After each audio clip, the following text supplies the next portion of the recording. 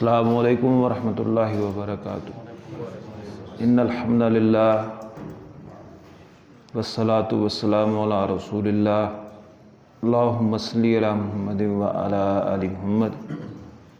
قال رسول اللہ صلی اللہ علیہ وسلم ان اللہ رفیق یحب الرفق۔ اللہ کے پیارے پیغمبر جناب محمد رسول اللہ صلی اللہ علیہ وسلم نے فرمایا کہ اللہ تعالیٰ نرمی کرنے والا ہے اور نرمی کو پسند کرتا ہے۔ ان اللہ رفیق یحب الرفق۔ اللہ تعالیٰ نرمی کرنے والا ہے، نرمی کو پسند کرتا ہے۔ وَيُؤْتِي عَلَى الرِّفْقِ، اور وہ نرمی پر عطا کرتا ہے۔ مَا لَا يُؤْتِي عَلَى الْعُنْفِ، اور وہ سختی پر عطا نہیں کرتا۔ تو اس کے علاوہ جتنا اللہ رب العالمین نرمی پہ عطا کرتے ہیں اتنا اور کسی چیز پہ عطا نہیں کرتے۔ اور رسول اللہ صلی اللہ علیہ وسلم نے حضرت عائشہ رضی اللہ تعالی عنہا کو مخاطب کر کے فرمایا وَعَلَيْكِ بِالرِّفْقِ، تم نرمی کو لازم پکڑو اور جو سختی ہے اس سے تم بچو۔ اور آپ صلی اللہ علیہ وسلم فرمایا کہ نرمی جو ہے وہ جس کو دی گئی اس کو ہر قسم کی خیر دے دی گئی، اور جس چیز میں نرمی ہوتی ہے وہ اس چیز کو خوبصورت بنا دیتی ہے، مزین کر دیتی ہے، اور جس چیز میں سختی ہوتی ہے وہ اس کو عیب دار بنا دیتی ہے۔ اور آپ صلی اللہ علیہ وسلم فرمایا کہ من اوتیا من الرفق اوتیا خیر الدنیا والآخرہ، کہ جس کو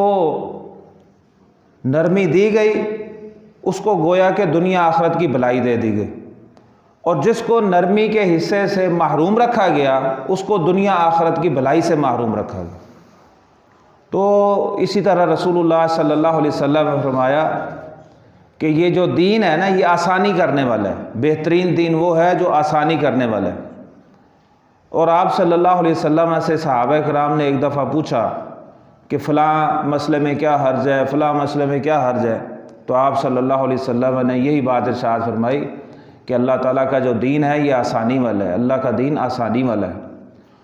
تو حضرت معاذ رضی اللہ تعالیٰ عنہ کو رسول اللہ صلی اللہ علیہ وسلم نے جب گورنر بنا کر بھیجا تو انہیں 3 باتیں ارشاد فرمائی۔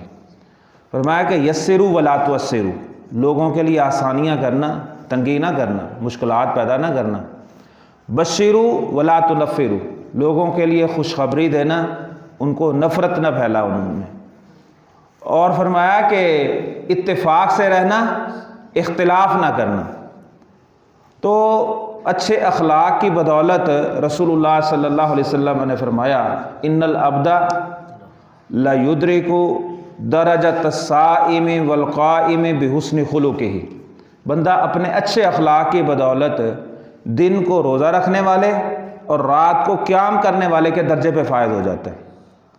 اگر انسان جو ہے اچھے اخلاق والا ہو اور لوگوں کے ساتھ جو ہے وہ اچھی زبان سے، اچھے جو ہے وہ حسن خلق سے پیش آنے والا ہو، تو دن کو روزہ رکھنے والے اور رات کو قیام کرنے والے کے درجے پہ فائز ہو جاتا ہے۔ اور آپ صلی اللہ علیہ وسلم نے فرمایا کہ تم میں کل قیامت کے دن سب سے جو میرے قریب ہوگا وہ اچھے اخلاق والا ہوگا، تم میں بہترین شخص وہ ہے جو تم میں سب سے زیادہ اچھے اخلاق والا ہے۔ اور آپ صلی اللہ علیہ وسلم نے فرمایا کہ کل قیامت کے دن بندہ مومن کے میزان میں جو چیز سب سے بھاری رکھی جائے گی نا وہ اس کا اچھا اخلاق ہوگا۔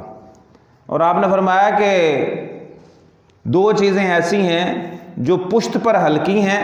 اور میزان میں بڑی بھاری ہیں، یعنی کرنے کے اعتبار سے وہ بڑے آسان کام ہیں، مگر ان کا میزان کے اندر، ترازو کے اندر کل قیامت کے دن جو ہے بندہ مومن کے لیے بہت زیادہ وزن ہوگا۔ ان میں سے پہلی چیز حسن الخلق، اچھا اخلاق جو ہے یہ اگر اس کو اختیار کر لیا جائے یہ بڑا آسان ہے، اور کل قیامت کے دن اس کا وزن بڑا بھاری ہوگا میزان کے اندر، بندے کے اعمال کے اندر۔ اور دوسری بات طول الصمت، لمبی خاموشی، یعنی انسان اپنی زبان کی حفاظت کرے، زبان سے جو ہے وہ بری باتیں، غیر اخلاقی باتیں یہ نہ نکالے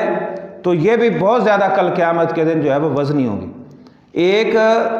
عمل ہے بندہ زبان سے کرتا ہے، بولتا ہے، تو پھر اس کا اجر ملے گا۔ ظاہر ہے اللہ تعالیٰ کا ذکر کیا جائے اور اچھی بات منہ سے نکالی جائے تو زبان سے بولے گا تو پھر اس کی نیکی لکھی جائے گی۔ اور ایک یہاں پر عجیب معاملہ ہے اللہ تعالیٰ کی رحمت کا کہ بندہ خاموشی اختیار کرے تو پھر بھی نیکی شمار کی جا رہی ہے۔ آپ صلی اللہ علیہ وسلم فرماتے ہیں کہ طول الصمت، لمبی خاموشی،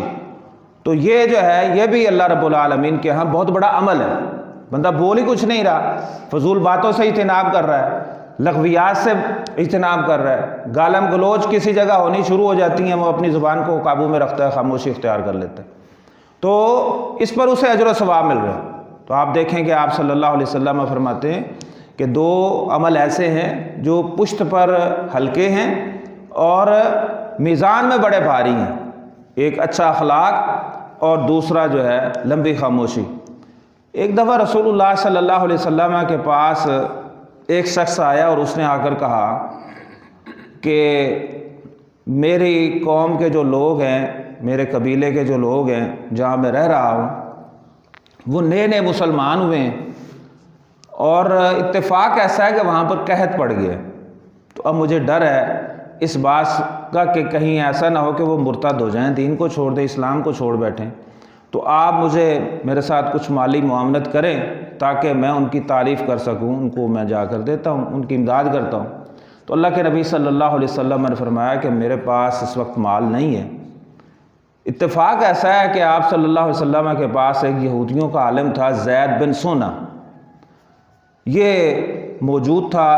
تو اس نے کہا کہ آپ مجھ سے سونا لے لیں قرض حسنہ کے طور پر،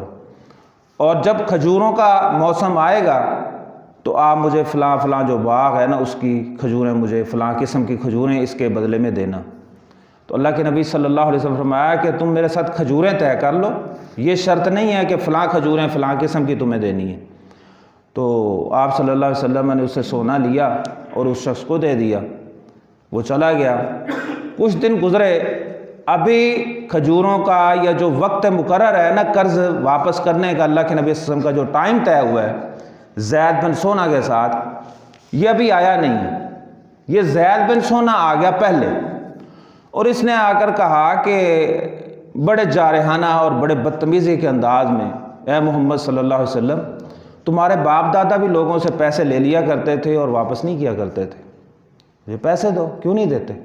مجھ سے قرض نہیں لیا تو نے؟ تو اس طرح کا انداز اختیار کیا۔ تو حضرت عمر رضی اللہ تعالیٰ عنہ موجود تھے،